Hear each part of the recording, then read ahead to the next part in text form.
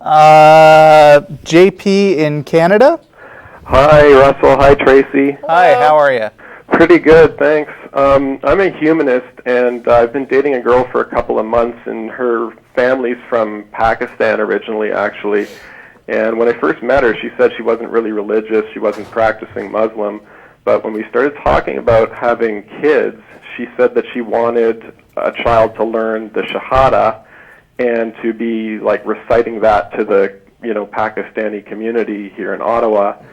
So I wanted to get your guys' opinion on that, and she sort of said, oh, it's just a cultural thing, that the words don't really mean anything, but it's one of the pillars of Islam, so I have a real problem with it, and I wanted to know if you guys thought that should be a deal breaker. Well, first of all, how long have you been together?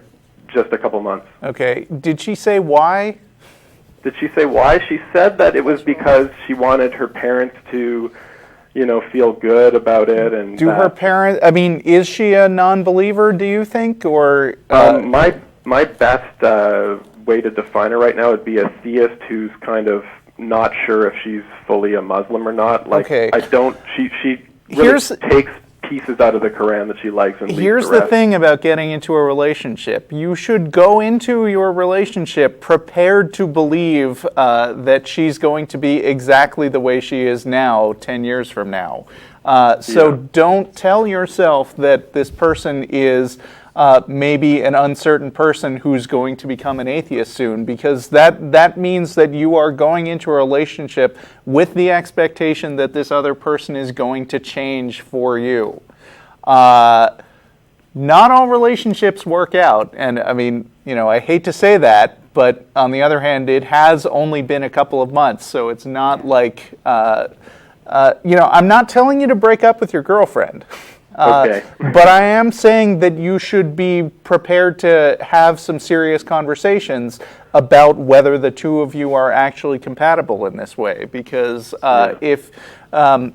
because it sounds like a few things could be going on. Your girlfriend could be really harboring these ideas that the Islamic religion is actually true, which could be a problem for you.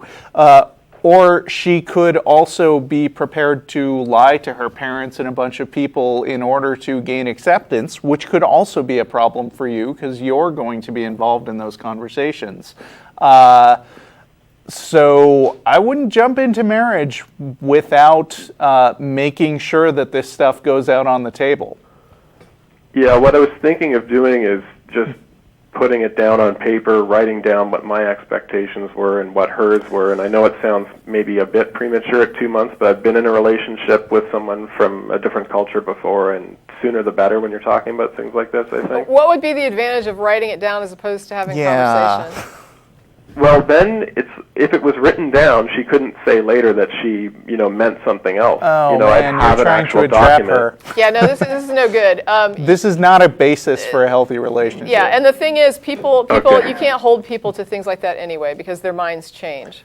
She could be honestly presenting herself and then 6 months from now decide that she wants to go full-on Muslim, and it isn't that she lied to you today, it's that she progressed in that direction. Yeah, and if you're not trusting her to say what she really means and to stick to it, then why is this a person you're considering marrying? Well, I'm not quite there yet. Okay. I'm not there yet, but... Yeah, but you're talking about having kids, so I assume that's in there. That's true. And how is her family with her dating you? I don't think they know that I'm an atheist. Yeah. Yeah, and how long is that going to be a secret? That's what I'm asking her too, I don't know. But, you have to be kind of open-minded because, let's face it, a lot of girls aren't atheists, right? Yeah, but they're not all Muslims either. No, that's true. It's kind of the same even if no matter what religion. If somebody's raised in a religion and they still have theistic tendencies, there's always the possibility that they're going to get more involved in this, that somebody in their family will talk to them, that they'll have some weird guilt reaction to something, and that they will start getting more interested in that religion that they were raised in. It doesn't happen always that way. There's definitely people who were raised religiously that maintain like a very amorphous theistic perspective, and they don't ever really get crazy religious.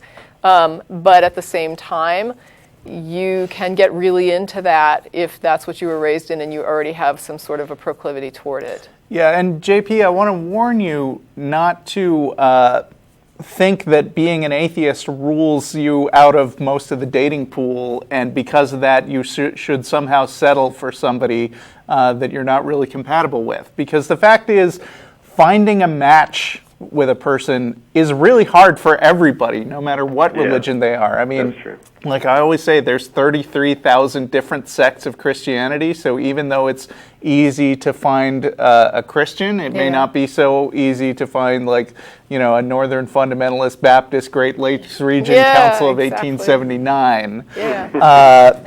So, you know, it takes a lot of looking around to see what's out there. And, you know, there are a lot of really great dating websites in the world these days that help you do that initial filtering. Yeah.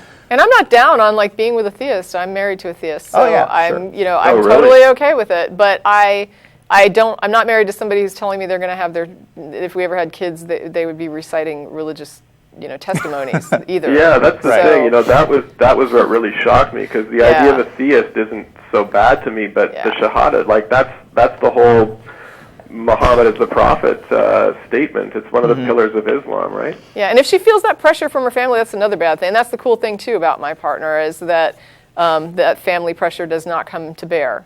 It was something that we dealt with early on in the relationship, where it was just like, the family is not going to dictate what we have going on in our relationships, or how that is, you know, how that plays out. They have no say and no bearing in this. It's between you and me.